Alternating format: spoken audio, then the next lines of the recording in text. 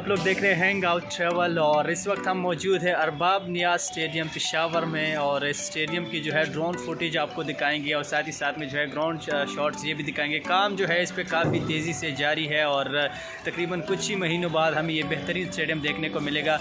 यहाँ पे देखिए पवेलियन भी बन चुकी है और पिच पे जो काम है वो भी जो है वो कंप्लीट होने वाला है। बस यहाँ पर पिच जो है वो रेडी हो चुका है, स्टैंड यहाँ पे बन चुके हैं। यहाँ पे बस सिर्फ ये आखिरी जो है हमारे सामने एक स्टैंड यहाँ पे जो है आप लोगों को नज़र भी आ रहा है, ये वाला स्टैंड जो है ये बाकी है।